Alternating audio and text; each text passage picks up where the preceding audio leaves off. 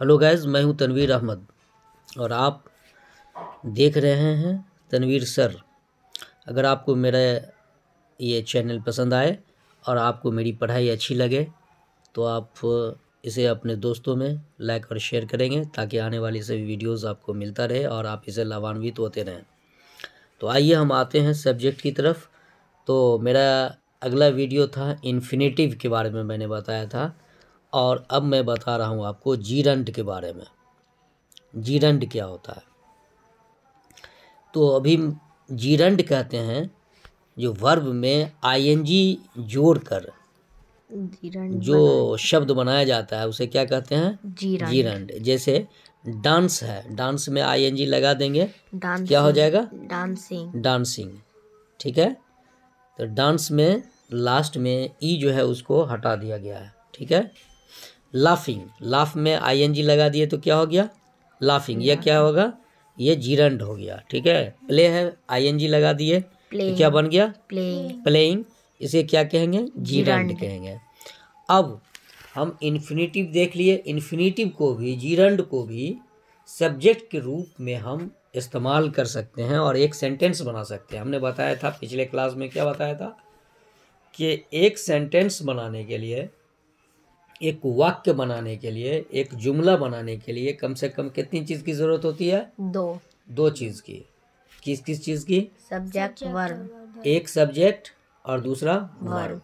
अगर सब्जेक्ट है, वर्ब नहीं है तो जुमला होगा? नहीं। अगर वर्ब है और सब्जेक्ट नहीं है तो सेंटेंस होगा? नहीं होगा। एक सेंटेंस होने के लिए कम से कम क्या, कितनी चीज़ की ज़रूरत है? दो चीज़। एक नंबर में क्या चाहिए? सब्जेक्ट। और 2 नंबर में क्या चाहिए? वर्ब। अगर ये दोनों चीज़ में से एक भी नहीं है तो वो सेंटेंस नहीं हो सकता है। ठीक है। और सब्जेक्ट का टाइप जो होगा, सब्जेक्ट में जनरली लोग क्या समझते हैं? सब्जेक्ट का एक उदाहरण दो। सब्जेक्ट का एक उदाहरण दो। क्या होता है सब्जेक्ट? किसे कहते हैं? काम करने वाले को, कर्ता को, फाइल को। ठीक है। क्या कहते हैं? काम करने वाले को क्या कहते हैं? सब्जेक्ट।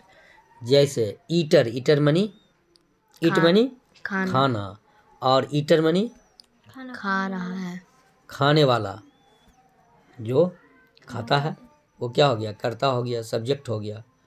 ठीक है। उसी तरह से डांस मनी नाचना, और डांसर मनी नाचने वाला। तो डांस क्या हो गया? सब्जेक्ट। और डांस क्या हो गया? वर्ब। और डांसर क्या हो गया? सब्जेक्ट हो गया। ठीक है। सिंग बनी गाना, और सिंगर बनी गाने वाला। तो सिंग क्या हो गया? वर्ब। और सिंगर क्या हो गया? सब्जेक्ट।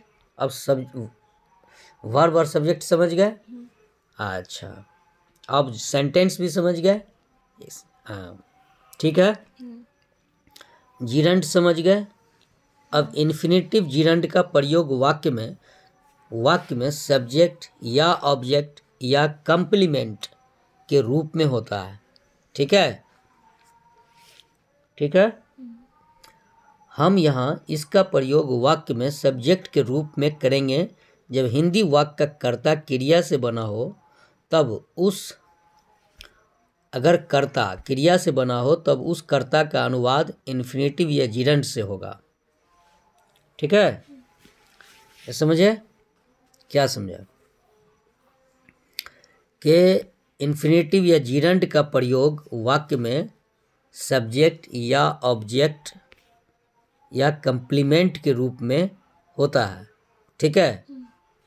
हम यहाँ इसका प्रयोग वाक्य में सब्जेक्ट के रूप में करेंगे जब हिंदी वाक्य का कर्ता क्रिया से बना हो, कर्ता ही क्रिया हो। अगर वाक्य में उसका कर्ता जो है क्रिया ही हो तब उस कर्ता का अनुवाद इन्फिनेटिव या जीरंड से होगा। ठीक है। जैसे हम कहते हैं, जनरली हम लोग क्या समझते हैं कि कर्ता क्या होता है? जैसे कि आई प्ले, क्या हुआ? मैं क्या मानी हुआ? मैं खेल रहा हूँ। मैं खेलता हूँ। आई प्ले, मैं खेलता हूँ। खेलता हूँ। आई ईट, मैं खाता हूँ। इसमें आई क्या है?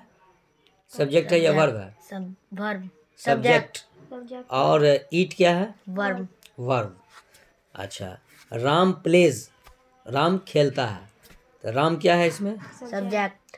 सब्जेक्ट। प्लेज क्या हो गया? वर्ब। ठीक है।